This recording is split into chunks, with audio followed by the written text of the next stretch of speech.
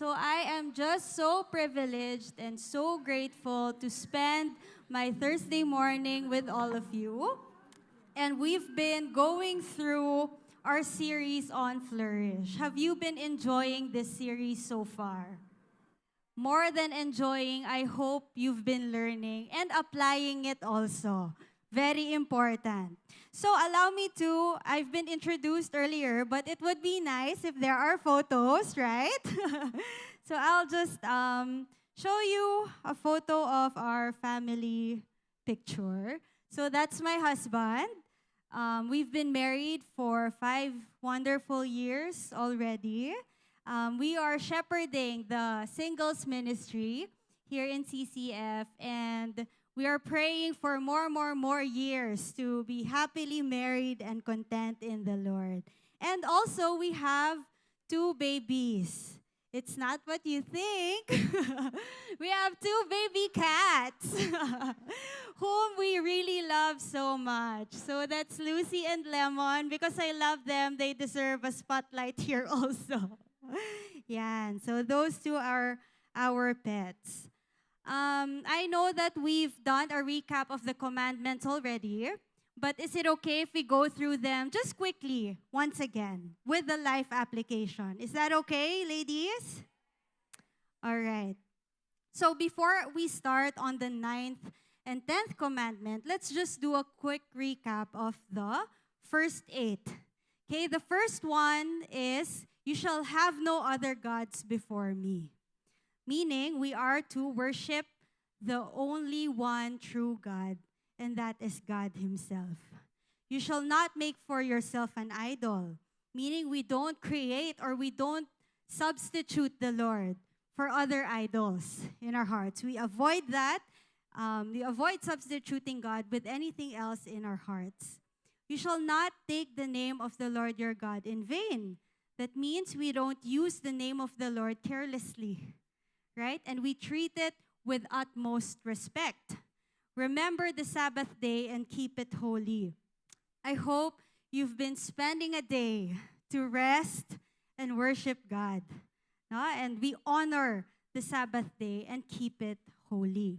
The fifth command is, you honor your father and your mother. Meaning, we are not just to obey our parents, we are to honor them and also treat them with respect. You shall not murder, meaning we value human life. We don't harm others, even with our mind or with our words, right? You shall not commit adultery. We are to be faithful in the marriages that God has blessed us with.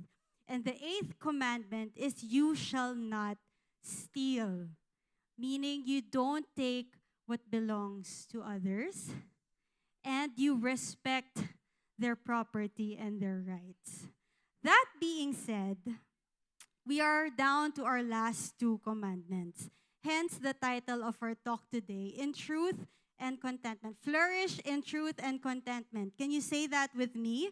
Flourish in truth and contentment. Let's just all open with a word of prayer. Father in heaven, Lord, it's such a great privilege to be in your presence today. We thank you for Wow Thursdays, that we have this avenue where we can really learn more about who you are and what you want us to do. Thank you, Father, for today, for the people who came, those on site and online. And we just pray, Lord God, that you be glorified in our service. Will you use me as your mouthpiece? Allow me to reflect your heart in the words that I will say. In Jesus' name we pray. Amen and amen. Okay, let's start. I first want to start with this photo. Do you know this movie? Yeah. Okay, so as a child, this is one of my favorite Disney movies. So the story goes, Pinocchio is actually a puppet, a lifeless puppet. But with the power of the fairy godmother who looks so young, Pinocchio was actually given life. No? And he had that opportunity to become a real boy if he proves himself to be good, brave, and truthful. The thing with Pinocchio is he actually struggled with the third condition, to be truthful. And as you know, as the story goes, whenever he would lie, what happens to his nose? It gets longer. Humahaba, sabi ni Madam. Right? It gets longer. And for you to shorten it and go back to its regular length, you are to also tell the truth. You are to speak the truth. So why am I using this as an illustration? You see, ladies, whether we like it or not, when we are not truthful, no, dishonesty, it actually has visible consequences. It affects us, it affects our walk with God, and above all, it also affects our relationship with others. So our first point for today is flourish in truth. Can we read the exact commandment that was given in Exodus 20, verse 16? Let's all read together. You shall not bear false witness against your neighbor. You shall not bear false witness against your neighbor. What does it mean to bear false witness? Bear false witness actually derives from the word deception. Have you ever been deceived in your life? Yes, that's a loud yes. No? And does it hurt? When somebody deceives you, it really does hurt, right? But the thing today is that we live in a world where it's full of deception. There are exaggerated marketing promotions. There are scammers everywhere. Text messages or even calls that you will receive from people, and then they're going to offer you such and such only to harm you towards the end. No, that's the kind of world that we live in now today. So bearing false witness means to give false information about someone, to lie, misrepresent, accuse unfairly, or speak in a way that harms another person. In other words, in Tagalog, okay, deception means panloloko, panlilinlang, and pandaraya, cheating. No? They're out to get you. Dr. Bill Bright, from the book that you are reading, from the booklet Flourish, he said in this specific chapter, any statement that does not represent the whole truth, whether or not it harms another person, is forbidden by the 9th commandment. Not only does the 9th commandment forbid making false statements about our neighbor, but also statements that are made to our neighbor. The quote is very simple. We are breaking the 9th commandment when we lie about people and when we lie directly to their face. No, we're not being truthful to them. That is how we break the 9th commandment. And let me show you some forms of lying. The first one, white lies. Guilty or not guilty? Very guilty. I am also guilty. Why do people say white lies? What does it mean? You tell a white lie because you don't want to hurt the person or you don't want to offend the person. For example, your friend prepared you a meal, okay? But the meal is not according to your liking. Di mo lang type. Or you found it too salty, for example. And then your friend asks you, hey, so how did you like my cooking? What will you say? Masarap. But why would we say masarap? It's salty or you don't even like it. Diba? That is a form of white lies. Okay, another one. Half-truths. Very simple. Half truth, half lie. Okay, you tell a part of the truth while leaving out the important facts. Example, you are working and then you file a sick leave for 1 week. Tagal, ang tagal mong may sakit, right? You're sick for 1 week, but the truth is, you're actually just sick for 1 day. And for the rest of the days, you are in Japan, Boracay. Diba? You leave out that certain truth and then you justify to yourself, but it's true, I was sick. That's half-truth. This one, gossip and slander. Gossip means we talk about others and they could be true or unverified, While slander, on the other hand, it speaks lies about others and you have that intention to harm them. Ladies, we need to be very careful with this one. Gossip and slander. Why? It has become a habit for us already. You meet with a friend, you have coffee with them, and then biglaan you just start talking about other people without the intention, without thinking about it. And then you give comments about their lives. Why are we doing that? We should not do that. Okay? And lastly, another form of lying is harmful or careless words. Harmful or careless words. And one example of a careless word is making promises that you don't intend to keep. So I have a friend, she shared this story with me. You know, she's not close to her father, but as a young girl, of course, she wanted to be close with her father, no? So her father invited her to go to Baguio and said, let's go on a road trip, you know, just you and me are gonna enjoy, let's go to Baguio. So this little girl was so excited. She would prepare her outfit, she wants to look good for her dad.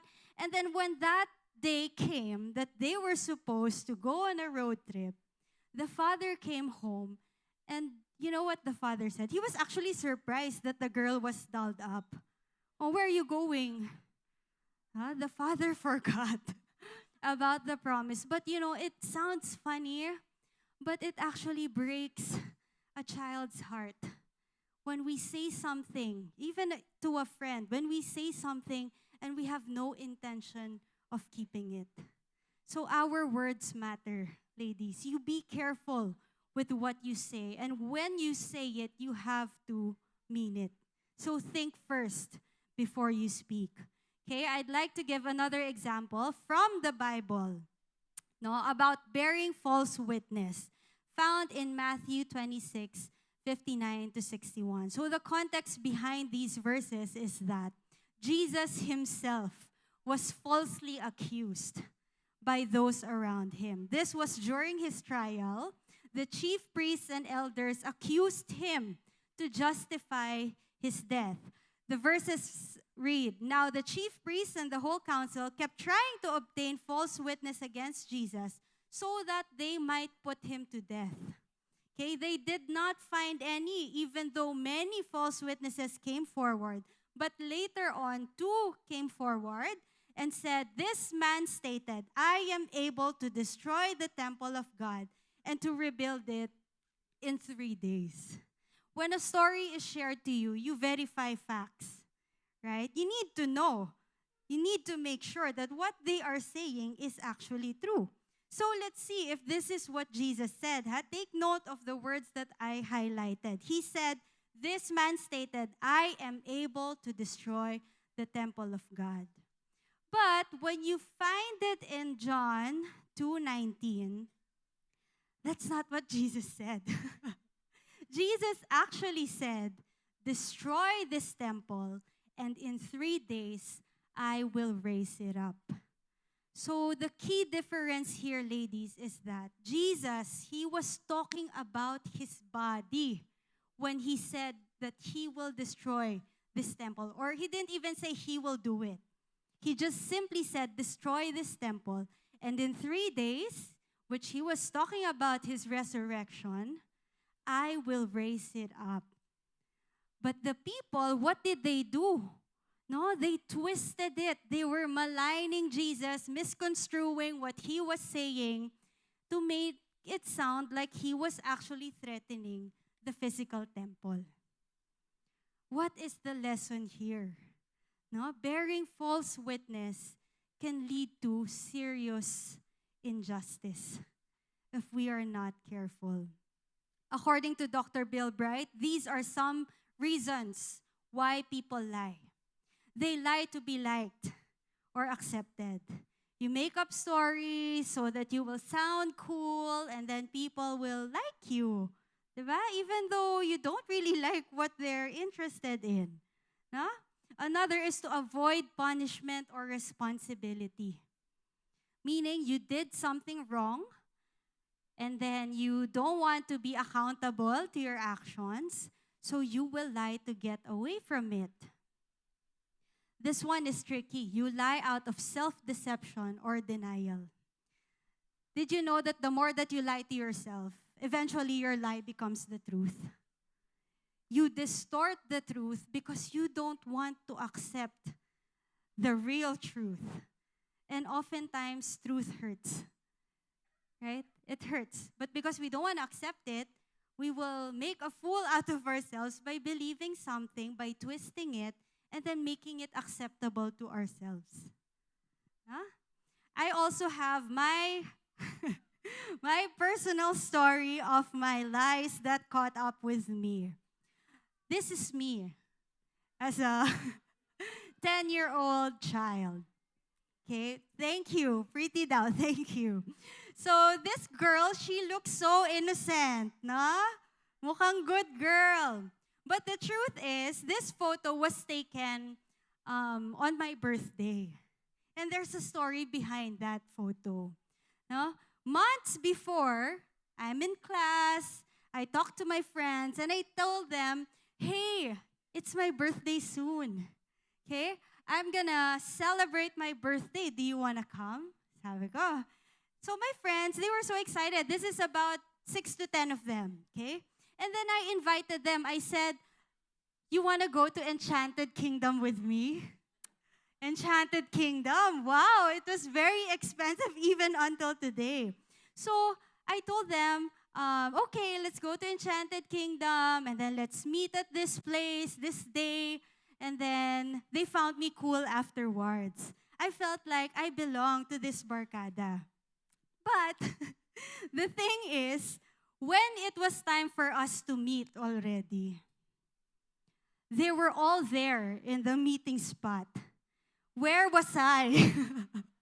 They couldn't find me. They couldn't find me, and they kept calling my 3210 cell phone. And my mom picked up the phone. And then they asked my mom, "Saan na po si Claire?"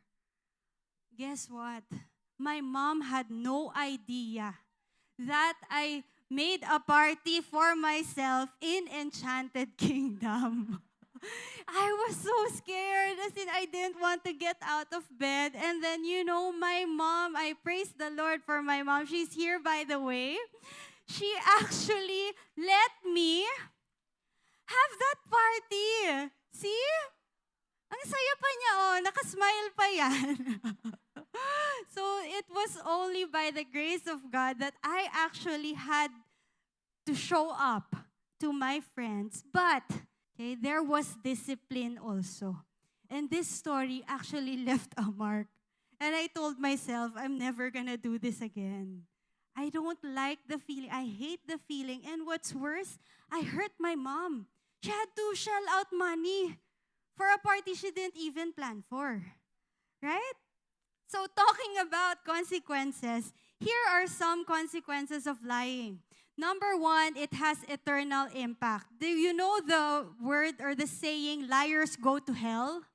You know it. I think it came from this verse. Now, Revelations 21 verse 8 reads, all liars, their part will be in the lake that burns with fire, which is the second death. If we think that lying is, lying lang naman yan, don't say lang. Okay? Lying has eternal consequences. And of course, it also has worldly consequences. Why? There's broken trust, damaged relationships, and also lost credibility. If people think that all the words that come out of your mouth are full of lies, no matter what you say, they will not believe you anymore. No credibility. And the worst part, you become like Satan. You want to be like Satan? No, we don't want to be like Satan. But the thing is, Satan is a liar and he is a deceiver. John chapter 8 verse 44 reads, he was a murderer from the beginning and does not stand in the truth because there is no truth in him. When he speaks a lie, he speaks from his own resources, for he is a liar and the father of it. Let us not imitate Satan by lying, ladies. Contrary to him, Jesus wants us to be like him, to be Christ-like. John 14:6 reads, Jesus is saying, I am the way, the truth, and the life. No one comes to the Father except through me. Jesus was not only truthful. He is saying that he is truth himself. I am the truth. Okay, and truth in Greek is aletheia. It means corresponding to reality. It is sincere, and above all, it is opposed to lies. And if Jesus calls us to be his children, therefore, we are to be women of truth. Okay? The Apostle Paul also gives commands to us. No? In Ephesians 4 verse 25, he says, lay aside falsehood, speak truth, each one of you, with his neighbor, for we are members of one another. Do you love the person seated next to you? Yes. Yes. You love them.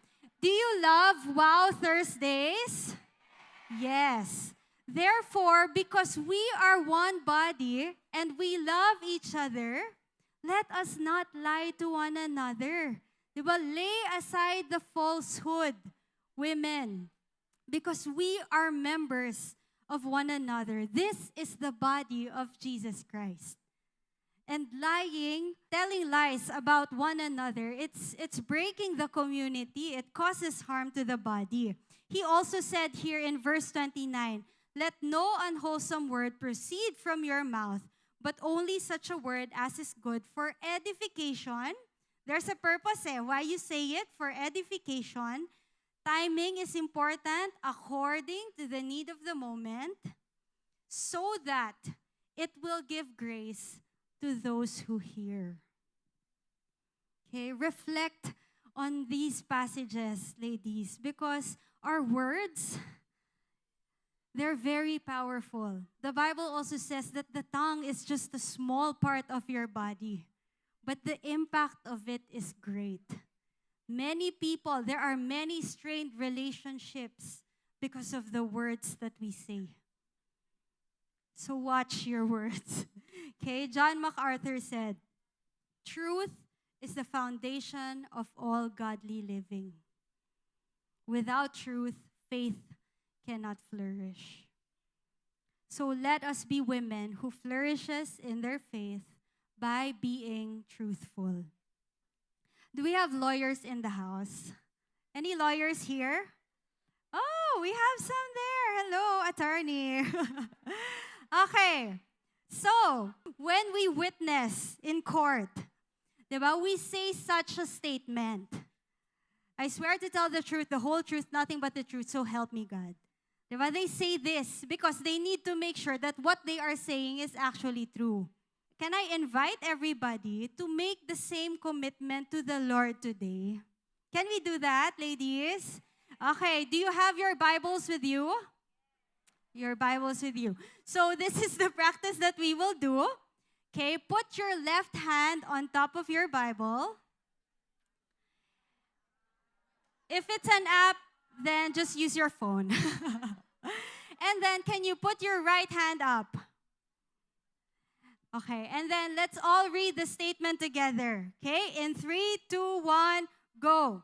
I swear to tell the truth, the whole truth, and nothing but the truth, so help me God.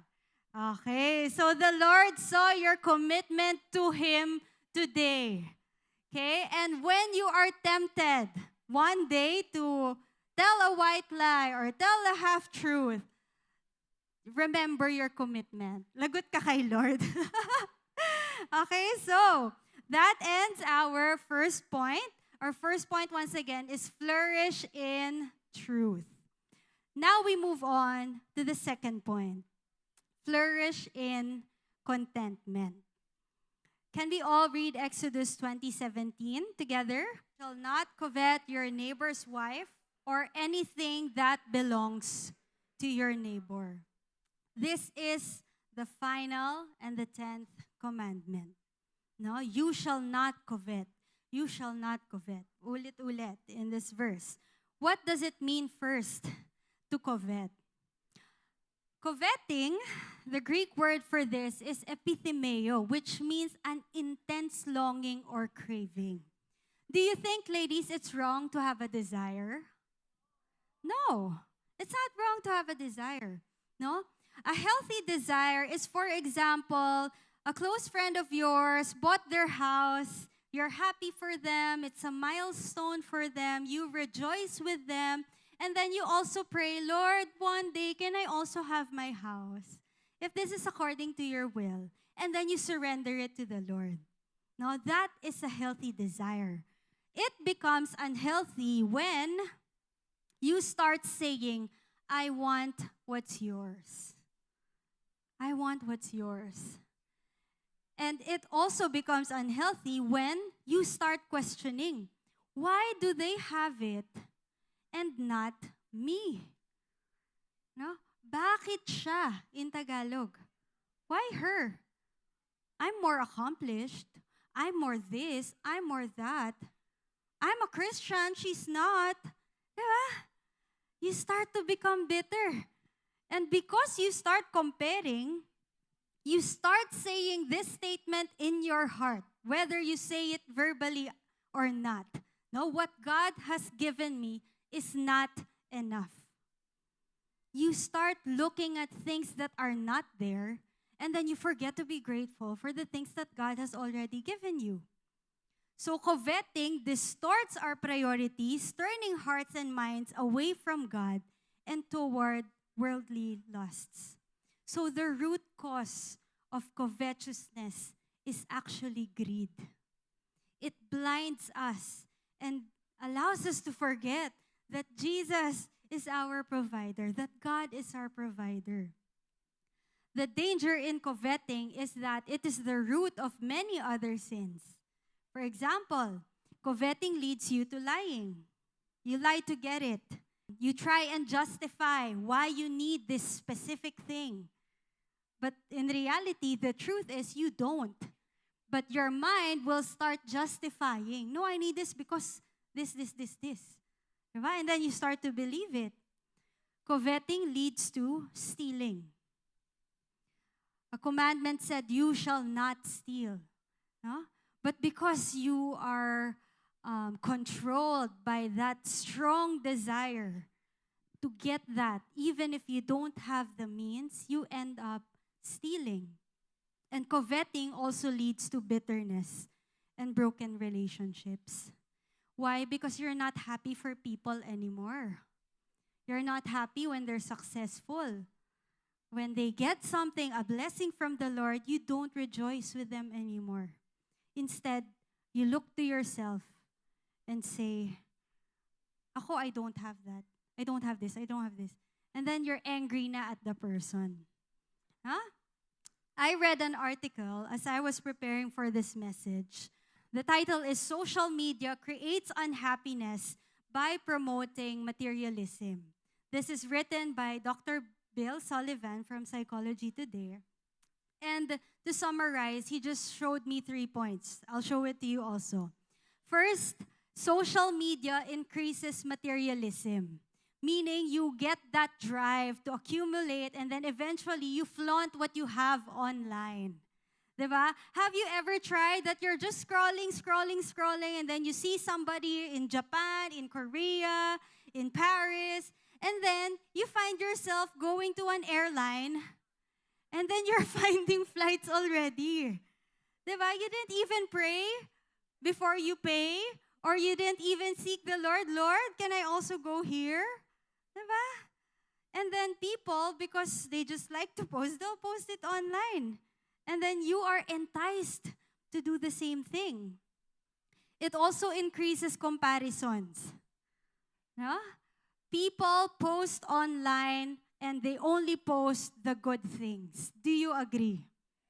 Most of the content are actually best foot forward. But the ugliness or the reality of life, they don't post that.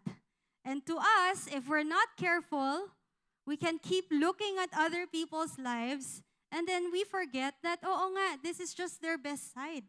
There are shortcomings too. Yeah? And we are enticed by that. And lastly, it also strikes an increase in mental health problems, particularly in adolescents.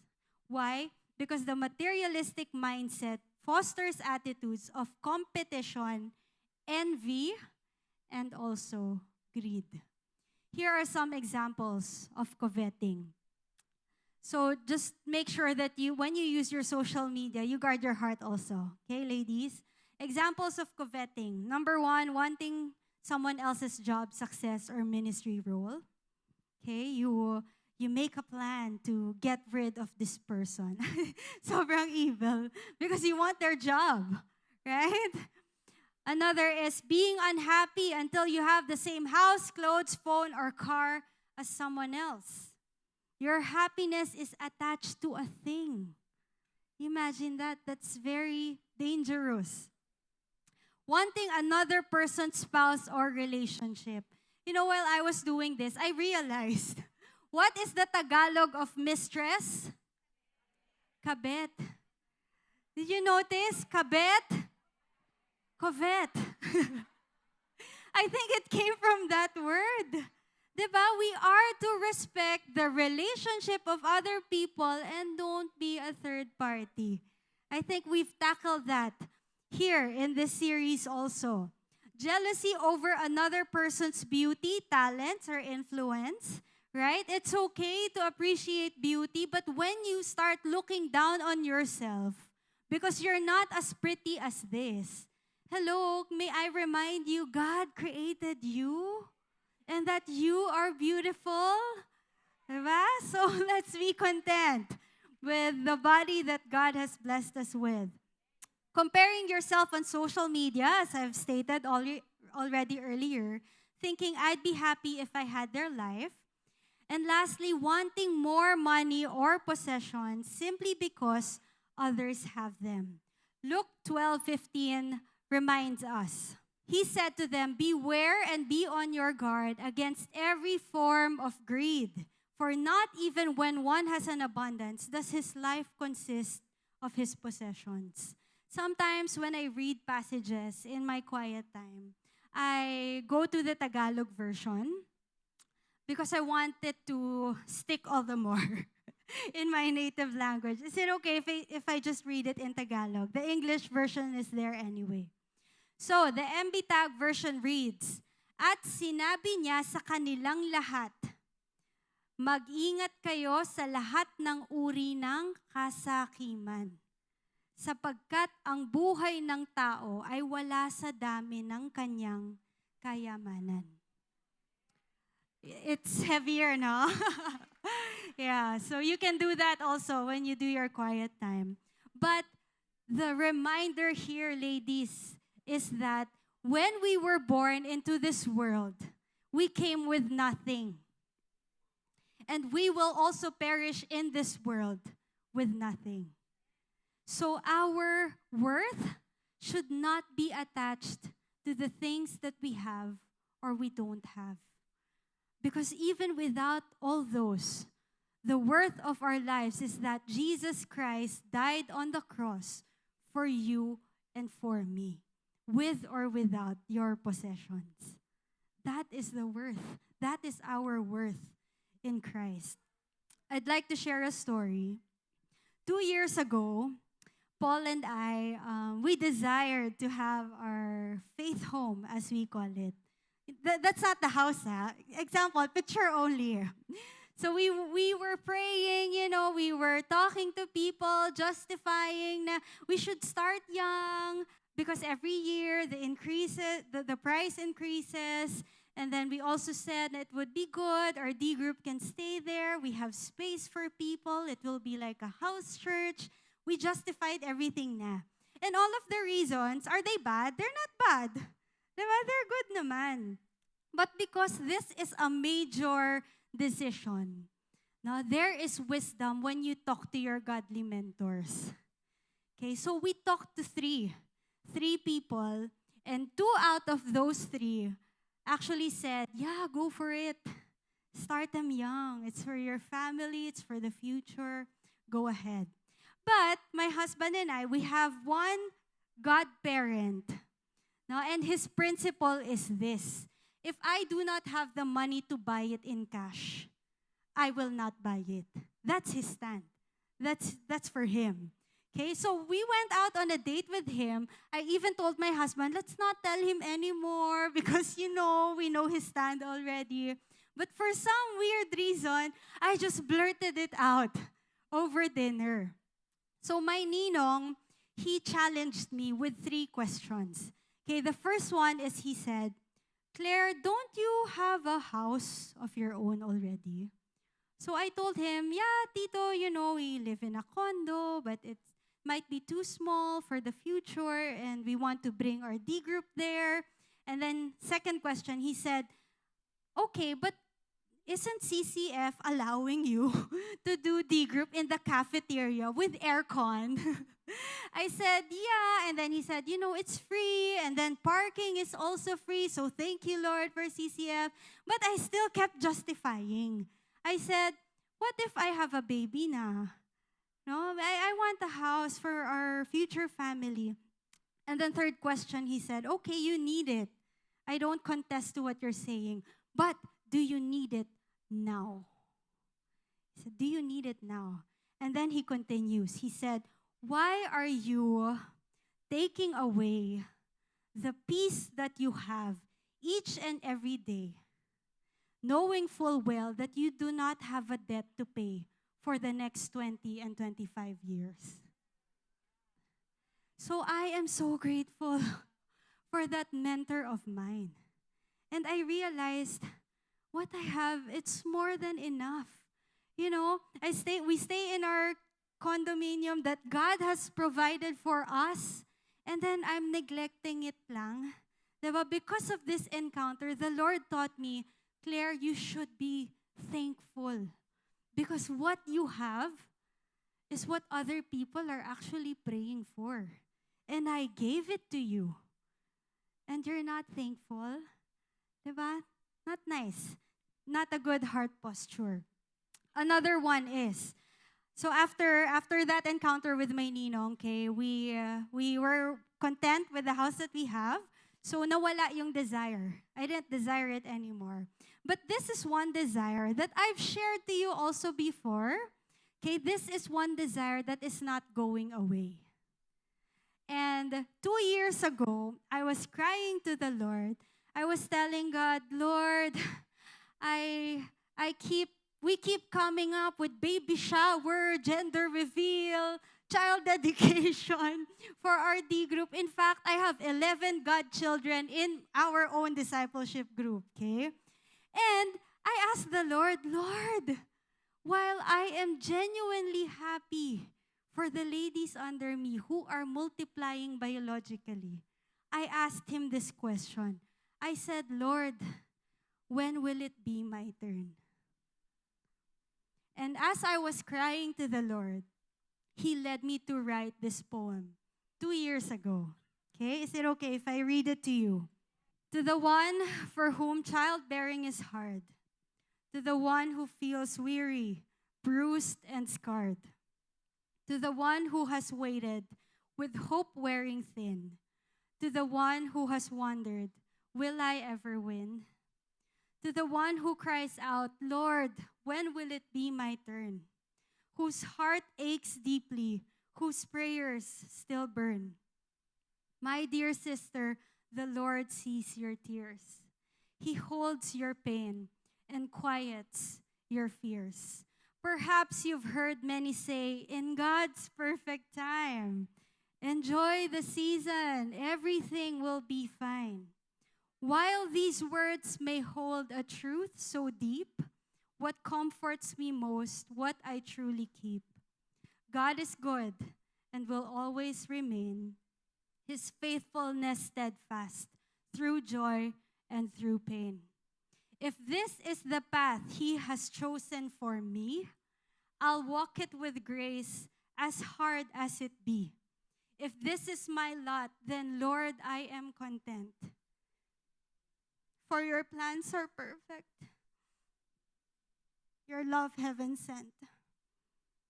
May this prayer bring peace to your waiting heart, a reminder of hope from which strength can start. The poem actually ended there. But while I was reading through it again, and 2 years have passed, right? I added this one line that I mean from my heart. It reads, "In Jesus, I am complete. I am not lacking. He is all that I need." Praise God. So if like me, okay, you're praying for something, you're asking the Lord, and it's been many, many years of no answer, of the Lord asking you to wait, remember that you are not incomplete without that thing. And my prayer is that for all of us, our desire for that thing will not be greater than our desire for our Maker.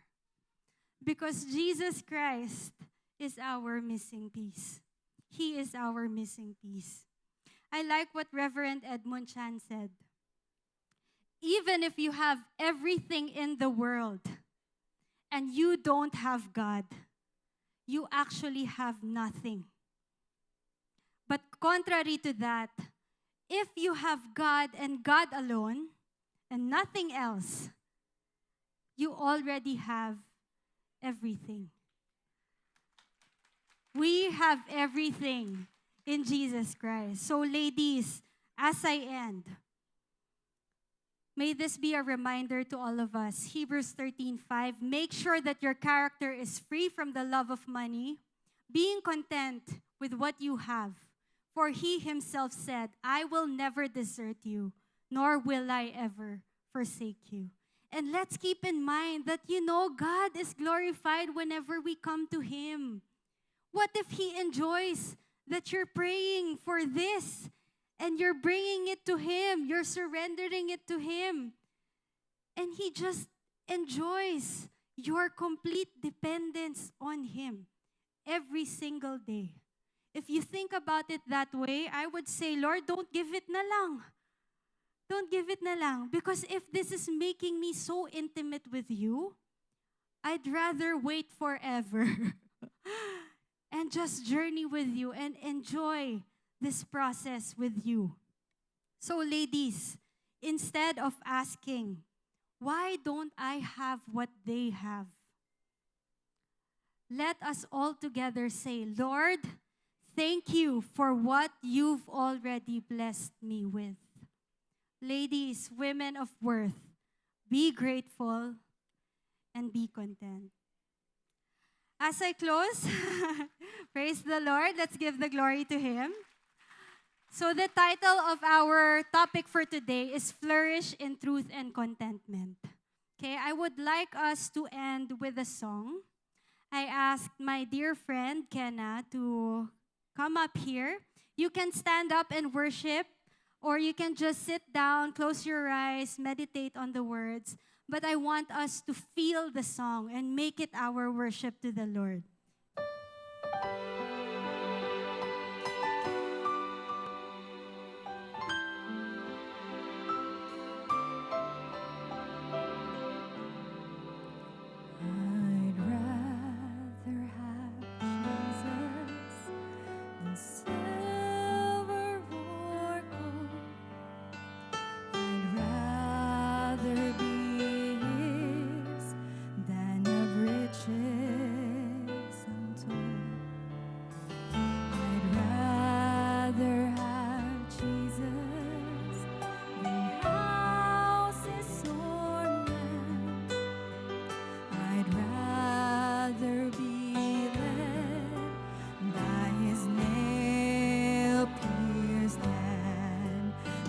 To be the king of a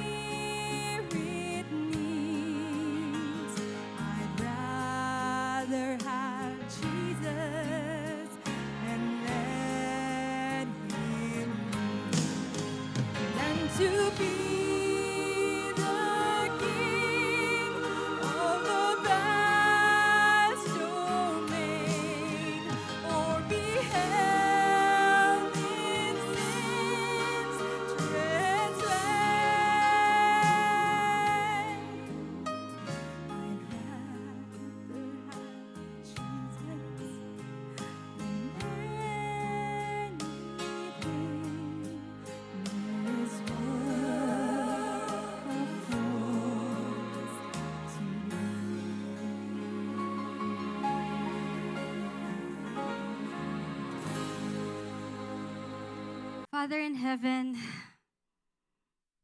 may that be the statement of our hearts. That we would rather have you than anything else that this world could offer. Thank you for our time today, for reminding us on the importance of being truthful and being content. Lord, you see where the ladies are at in their own walk with you. You see the depth of their heart, the cries of their heart. And Lord, may this comfort all of us as we remember that you see us where we are and that you are ready to meet our needs every single day. Father, I pray that our hearts will be fully satisfied in you and you alone, because nothing else will.